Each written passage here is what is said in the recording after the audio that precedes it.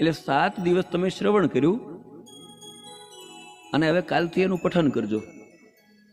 તત શૃણવન પ્રપઠન અને પછી વિચારણમ. પેલા સાંભળો, અને જે લોકોના ઘરમાં શ્રીમદ ભાગવત ન હોય, શ્રીમદ ભાગવતજી જેના ઘરમાં ન હોય એમણે આજે જ અથવા કાલે વસાવી લેવાનું.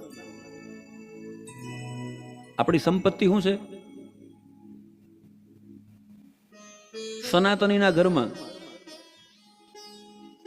શ્રી રામચરિત માનસ, શ્રીમદ ભગવદ્ ગીતા અને શ્રીમદ ભાગવત મહાપુરાણ, આ 3 ન હોય ને તો એ કરોડ કે અરબપતિ હોય ને તો એને ગરીબ જ માનવાનો.